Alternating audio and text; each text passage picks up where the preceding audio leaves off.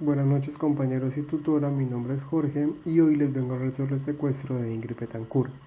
Ingrid nació el 25 de diciembre de 1961. En los años 90 se desempeñó en la Cámara de Representantes de Colombia, en donde alcanzó un alto reconocimiento por su actividad contra la corrupción política. Después de la renuncia del Partido Liberal, tras haber denunciado la crisis conocida como Proceso 8000, Ingrid se postuló al Partido Verde en las elecciones legislativas del año 1998, siendo electa con la primera mayoría nacional. En el año 2001 renunció a su escaño para poder postularse a la presidencia del país en las elecciones del año 2002. En el año 2002 fue secuestrado el entonces presidente de la Comisión de la Paz, Jorge Hechin Turbay, y es el momento de la ruptura de los diálogos del Caguán. 3 días después, exactamente el 23 de febrero del 2002, Ingrid fue secuestrada junto a su acompañante y asesora Clara Rojas cuando se dirigían a la zona de distensión establecida por el entonces presidente Andrés Pastrana con el fin de realizar conversaciones de paz con la guerrilla de la FARC, cuyo secuestro tuvo una duración de 6 años, 4 meses y 9 días. Toda la situación que se desató en ese entonces dio un giro inesperado el 2 de julio del 2008. Por medio de la llamada Operación Jaque, miembros de las Fuerzas Armadas ejecutaron una operación de inteligencia militar que tuvo como resultado la liberación de Ingrid, 3 contratistas estadounidenses y 11 miembros del Ejército Nacional que habían permanecido secuestrados por más de 10 años.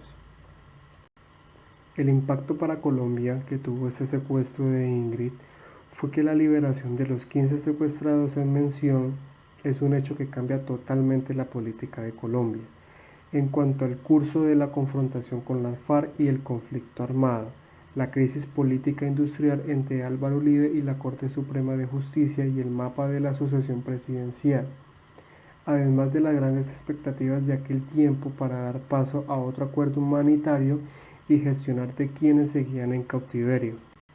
La operación que dio lugar el 2 de julio devolvió el intercambio humanitario al terreno nacional y al control del gobierno colombiano. Por lo pronto, Hugo Chávez y Nicolás Sarkozy cobraban carácter protagónico, así como la entonces senadora Piedad Córdoba, quienes consiguieron liberaciones unilaterales. El gobierno colombiano retomó el mango de la sartén de la que era una de sus confrontaciones más complejas con la FARC, dado a su gran costo político, mientras que el presidente Álvaro Uribe hacía finas y malabares ante la presión internacional, así como a las caminatas del profesor Moncayo y el clamor por la que se veía como su terca obstinación en no despejar territorio. Las Fuerzas Armadas retornaron limpiamente con el trofeo supremo. Solo faltó el cabo Moncayo para redondear la moñona. Muchas gracias.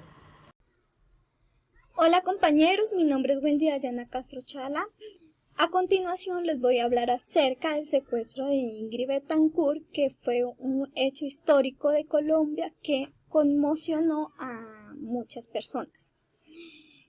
El 23 de febrero de 2012, en momentos en que se dirigía a la zona de distensión establecida por el entonces presidente Andrés Pastrana, con el fin de realizar conversaciones de paz con la guerrilla de las FARC, fue secuestrada Ingrid Betancourt junto con su acompañante y asesora Clara Rojas. Su secuestro, el cual ocurrió tan solo 3 días después del secuestro del entonces presidente de la Comisión de Paz, Jorge Hechin Turbay, y de la ruptura de los diálogos del Caguán, y que tuvo una duración de 6 años, 4 meses y 9 días, que fue el tiempo en el cual estuvo secuestrada Ingrid Betancourt. Esto mantuvo en vilo a Colombia. Durante su cautiverio, sufrió los rigores de su reclusión en zonas selváticas del país andino.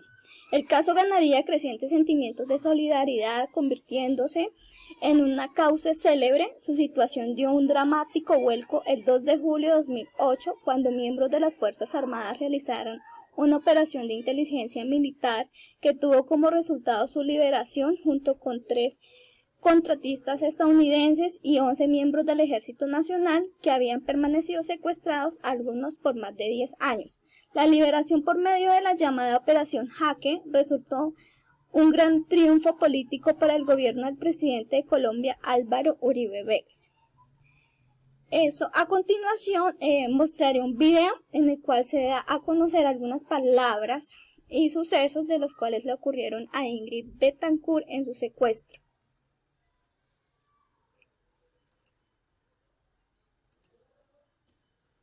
Más que víctima de conflicto, soy una sobreviviente del proceso de deshumanización, del cual hemos sido, en mayor o menor medida, todos y cada uno de nosotros, víctimas en Colombia.